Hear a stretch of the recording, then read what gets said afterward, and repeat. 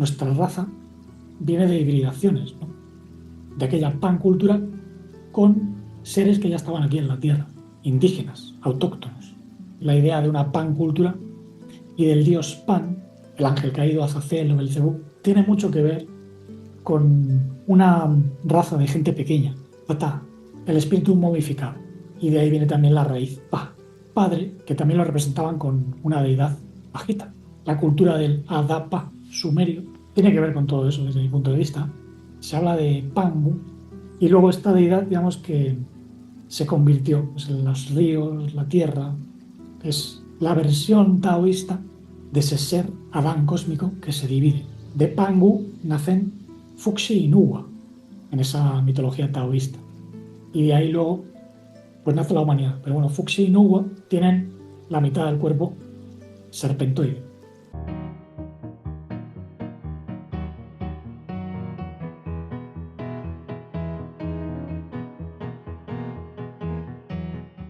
Se habla incluso de un continente Pangea.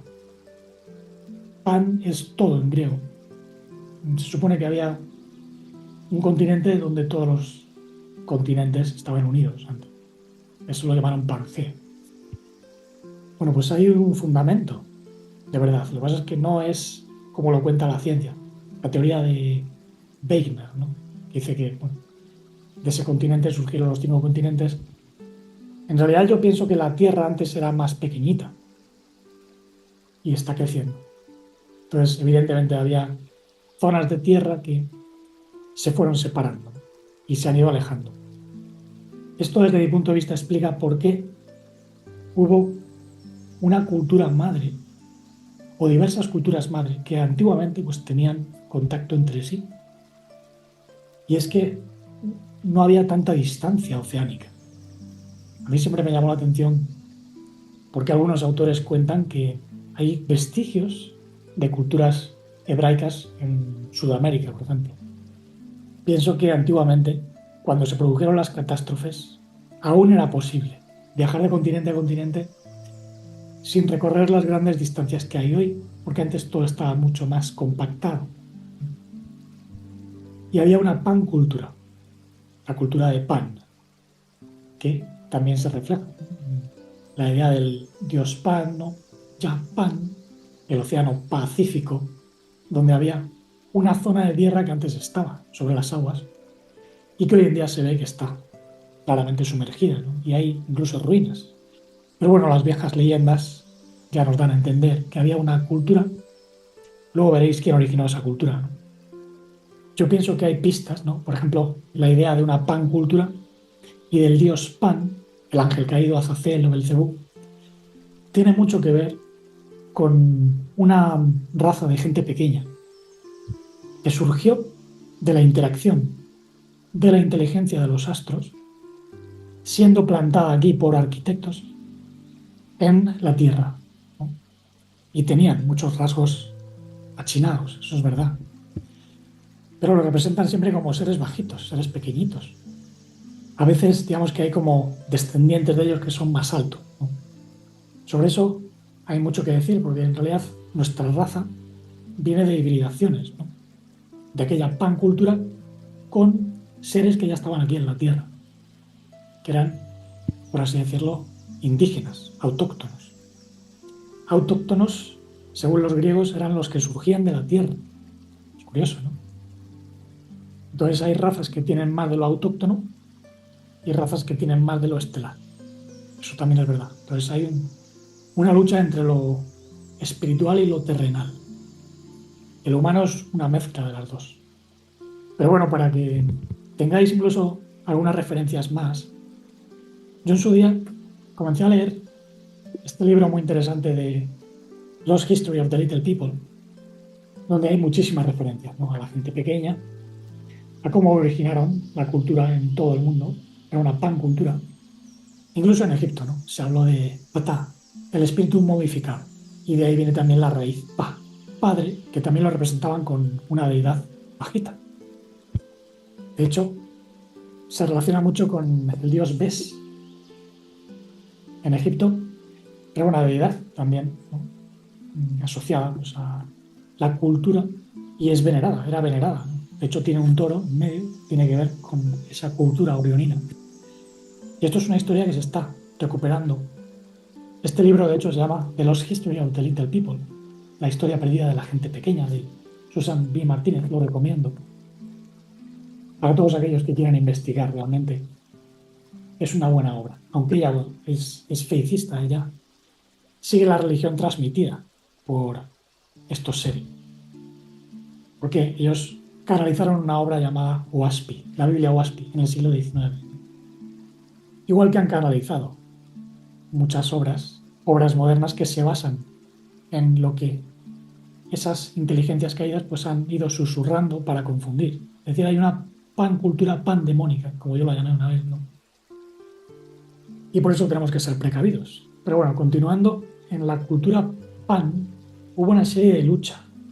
Esa cultura se expandió, hubo una serie de catástrofes.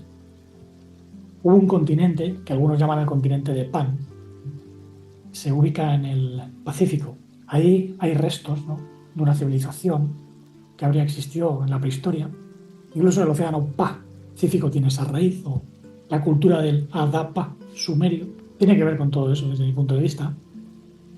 Y de ahí nacen las historias de Adán, del primer Adán, que era una mezcla de lo terrenal y lo celestial. Ahí es donde comenzó realmente la historia de la humanidad, que no se conoce muy bien, pero que es muy antigua y de la cual luego derivó otro tipo de humanidad. O sea, la primera humanidad no era como nosotros, eran como una mezcla de anfibios e inteligencia estelar, que surgieron aquí como un experimento para, digamos, recomponer o armonizar la luz y la oscuridad, el yin y el yang, como se dice en la filosofía taoísta. De hecho, ahí se habla de Pangu, una deidad que surgió de un huevo cósmico y que dividió el universo en cielo y tierra. También separó el yin y el yang. El yin es lo receptivo, femenino; yang es lo fecundador, positivo o masculino. Y luego esta deidad, digamos, que se convirtió pues, en los ríos, la tierra. Es la versión taoísta de ese ser Adán cósmico que se divide pues, en cielo-tierra, en cabeza-cuerpo, y de ahí surgen inteligencias que son la unión de cielo y tierra, ¿no? De Pangu nacen Fuxi y Nuwa en esa mitología taoísta, y de ahí luego pues nace la humanidad. Pero bueno, Fuxi y Nuwa tienen la mitad del cuerpo serpentoide. De hecho, hay mitos que dicen que bueno, los primeros demiurgos, ancestros de la raza humana o artesanos de la raza humana, surgieron de las aguas primordiales, ¿no? Adapa o Anes los representaban como medio pez, medio hombres, ¿no? Eran anfibianos. Es decir, que descendemos de inteligencias que se identificaban antiguamente con ese prefijo pa. De ahí viene la idea de Pan, Azazel, o el ángel caído, el dios de las pasiones, ¿no? Falso dios de las pasiones. ¿Por qué? Porque hay inteligencias que al venir a la Tierra encarnan en diversas criaturas y potencian las pasiones y se vuelven incluso destructivas. Por eso se dice que Adán no halló ayuda idónea en la primera experimentación y luego se separa, ¿no? Se le quita una costilla, se dice, se le quita un lado, que era esa parte más salvaje, para dar lugar a nuevas humanidades, ¿no? Fueron esas nuevas humanidades las que se mezclaron con el árbol del conocimiento, que es esta realidad más física. El árbol del conocimiento es lo carnal, las estirpes más terrenales, autóctonas. Y el árbol de la vida es lo más divino, por así decirlo, de donde viene la vida. Pero digamos que aquí hubo una mezcla. De ahí los gnósticos dirían que fuimos encarcelados por un demiurgo. Pero hay muchos demiurgos. No solo hay uno. Y hay una parte positiva del demiurgo y una negativa. Eso es lo que muchos no distinguen, ¿no? Esto que veis aquí es la Vía Láctea, que tiene una parte central más luminosa, porque hay un centro galáctico. De hecho, tiene que ver mucho con lo que los taoístas llamaban Panku, porque recuerda también a lo que los mayas llamaban Hunapku, el centro del universo. para ellos era el origen de la vida. Posiblemente eso tenga que ver con la raíz de la palabra God, que es germánica, teutónica. God es la deidad de culturas antiguas, de donde viene God, ¿no? Dios, en inglés, pero que tiene que ver con Q, con Pangu, el origen estelar, ¿no? Y con el Sol central de esta galaxia, porque hay otras. Dentro del Sol absoluto están todas las galaxias, ¿no? Las galaxias serían como neuronas gigantes. Y evidentemente lo mesiánico tiene que ver con la inteligencia primordial que viene de los centros galácticos.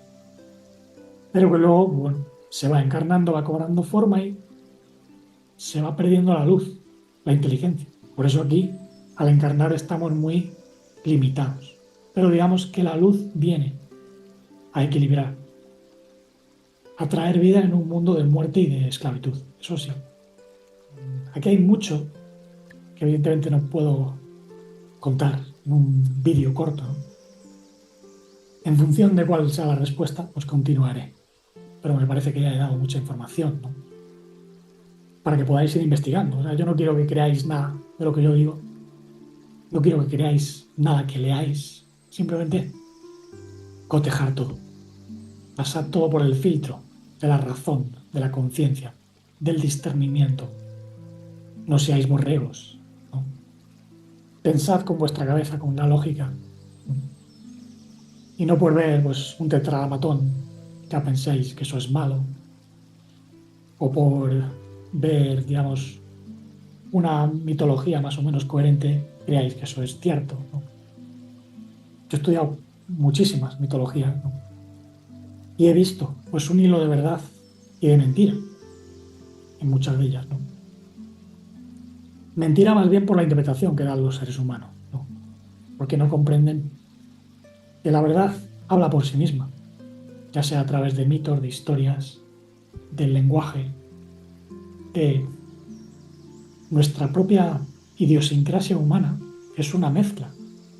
Incluso los animales cuentan la verdad, ¿no? A su modo, porque de dónde descienden, ¿no? De dónde vienen esas formas. Porque el ser humano se dice que está hecho a imagen y semejanza de la naturaleza, de Elohim y de las inteligencias estelares, porque somos un mapa de la verdad. Pero bueno, sobre esto hay mucho que no se puede decir con estas palabras, ¿no? Solo se puede dar pistas y a través de esas pistas pues uno saca sus propias conclusiones. Investigar, evidentemente, pero no sin conciencia. Y bueno, como ya es muy largo el vídeo, espero que os haya gustado. Dadle a like, suscribíos, eso ayuda a difundir esta visión holística que vais a encontrar prácticamente en ningún lugar, ¿no? Porque siempre hay alguno que se posiciona pues, de un bando de otros, ¿no? Esto no significa estar en bandos, esto significa ver la verdad con ojos prístinos, sin velos mitológicos, ¿no?